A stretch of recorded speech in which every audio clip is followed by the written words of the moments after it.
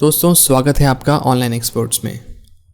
ये है spoken English की क्लास 3 और आपने लास्ट क्लास में कवर किया था विल हैव टू मोडाल को। इसमें हमने जाना था कि विल हैव टू को किस तरीके से हम यूज़ कर सकते हैं अपने सेंटेंसेस में एग्जांपल्स के साथ।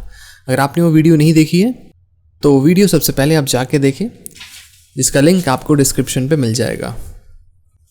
और आज की क्लास में हम कवर करेंगे तीसरे मॉडल को, जिसका नाम है माइट। अब माइट का मतलब क्या होता है और इसे यूज़ कब करना है। माइट का मतलब है जो काम हम शायद करें। इसको हमें मे से कंफ्यूज नहीं करना, क्योंकि मे का मतलब भी शायद होता है, लेकिन मे को हम किसी और दिन कवर करेंगे। अभी हम कवर कर रहे हैं माइट को, क्योंकि मे के as a modal different use होते हैं। अभी हम माइट को कवर कर रहे हैं और माइट का मतलब होता है जो काम हम शायद करें। अब इसको यूज़ कैसे करना है, चलते हैं एग्जाम्पल की तरफ। मैं शायद उसे हमेशा के लिए माफ़ कर दूं। मैं शायद उसे हमेशा के लिए माफ़ कर दूं। साथ साथ अपने आंसर्स को आप कमेंट बॉक्स में देते रहें। इसको हम करेंगे I might forgive him for ever. ये बहुत सिंपल है। जहाँ भी शायद लगा होता है, जहाँ भी शायद लगा होगा और एज अ मोडाल की तरह उसको यूज़ करना होगा, वहाँ हम माइट लगाएंगे और आपको सेंटेंस पढ़ते ही समझ में आएगा कि ये बात हो रही है शायद कुछ काम करने की। मैं शायद उसे हमेशा के लिए माफ़ कर दूँ। I might forgive him for ever. दूसरे सेंटेंस की ओर चलते हैं। मेरा भाई शायद तुम्हारे लिए कुछ नए कपड़े लाए। अब इसको किस तरीके से लिखेंगे। My brother might bring some new clothes for you. ये बहुत सिंपल है। My brother might bring some new clothes for you. तीसरे सेंटेंस की ओर चलते हैं और साथ साथ आप भी गेस करते हुए चलें कि इसका आंसर क्या हो सकता है, ताकि आपकी भी प्रैक्टिस होती रहे इसके साथ साथ। ऑलराइट, तीसरा सेंटेंस देखते हैं। हम शायद उन्हें भूलने की कोशिश करें। हम शायद उन्हें भूलने की कोशिश करें। इसको कैसे लिखेंगे। We might try to forget them. हम शायद उन्हें भूलने की कोशिश करें। ये बहुत सिंपल था। चौथा देखते हैं। शायद वह तुम्हारा नाम शादी के कार्ड पर ना लिखे। अब ये नेगेटिव सेंटेंस आ गया है, ना लिखे पूछा गया आपसे, तो इसमें किस तरीके से हम लिखेंगे माइट को। He might not right your name on weddings card. He might not right your name on weddings card.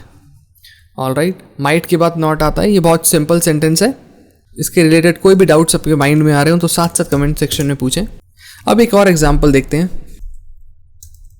शायद वह तुम्हारा जन्मदिन होटल में ना मनाए। शायद वह तुम्हारा जन्मदिन होटल में ना मनाए। इसको किस तरीके से लिखेंगे। He might not celebrate your birthday in hotel. He might not celebrate your birthday in hotel.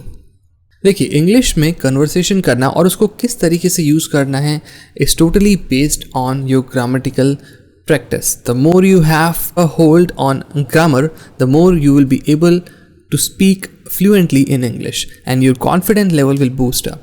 Alright, आपका कॉन्फिडेंस लेवल बहुत इंक्रीज होगा अगर आपकी ग्रामेटिकल चीज़ें करेक्ट होंगी। That's I always focus on grammatical part. But most important है, अगर आप हाफ एन आवर ग्रामर की प्रैक्टिस कर रहे हैं, then half an hour you have to speak in English.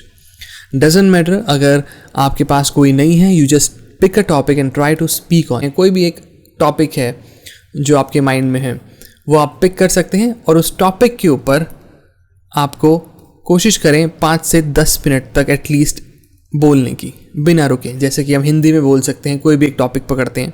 For example आपको बोलने के ऊपर आया, you have to speak on your aim, what is your goal, what is your objective in life.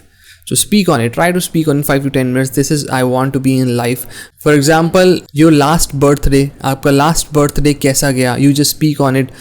किस किस से आप मिले उस last birthday में? What gifts you got in your birthday? Best है आपके mind में एक topic आया, just try to speak on it. Don't stop, don't hesitate, don't think कि मेरी जो grammar है वो अभी perfect नहीं है. You can't be perfect right away. You are learning side by side. That's the motive of this course. So you are learning side by side. It will take days, 15 to 30 days. Give it 30 days, at least give it 30 days, and the more you become good in grammar part, the more you will become a better speaker. So let's move on to our next sentence. मैं शायद उसे कुछ पैसे उधार दूं. मैं शायद उसे कुछ पैसे उधार दूं. साथ साथ आप भी अपना आंसर लिखें. I might lend him some money. Alright, बहुत सिंपल था ये. उधार देने की इंग्लिश होती है लेंड. किसी को हम पैसे उधार दें देन इट इज़ लेंड. अगर हम किसी से पैसे उधार ले रहे हैं, this is borrow. We are borrowing money from someone. अगर आप इस वीडियो से इंग्लिश सीखना चाह रहे हैं तो सबसे बेस्ट तरीका यही है, आप एक सेंटेंस पढ़ें जो मैंने यहाँ पे हिंदी में लिखा है. वो सेंटेंस आप देखें. सेंटेंस देखने के बाद वीडियो को आप पॉज करें. वीडियो को आप पॉज करें and then try to think कि इसकी इंग्लिश क्या हो सकती है. उसके बाद जैसे ही मैं यहाँ पे आपके पास आंसर शो करूँगा and then try to compare कि आपने जो लिखा है वो सही है कि नहीं. अगर आपको डाउट्स हैं कोई तो कमेंट्स में डालें. I will try to correct that right away. अब देखते हैं सिंपल सेंटेंस और उसके बाद हम देखेंगे उसी का negative sentence. Obviously simple sentences, declarative sentences सभी हैं. जो आपने ऊपर इतने सेंटेंसेस देखे वो सभी सिंपल सेंटेंस है. उनका नेगेटिव आप बना सकते हैं. फॉर एग्जांपल ये नेगेटिव सेंटेंस था, होटल में ना मनाएं, नॉट सेलिब्रेट योर बर्थडे. सो ये था नेगेटिव सेंटेंस. अब एक सेंटेंस मैं आपको दे रहा हूँ ताकि आपको जो होमवर्क करना है उसका आइडिया आपको लग जाए. हम शायद इस काम को करें. हम शायद इस काम को करें. इसकी इंग्लिश क्या हो सकती है? We might do this work. Right, बहुत सिंपल है. अब इसका नेगेटिव बनाने की कोशिश करते हैं. क्या नेगेटिव होगा इसका? हम शायद इस काम को ना करें. हम शायद इस काम को ना करें. आपने गैस कर ही लिया होगा.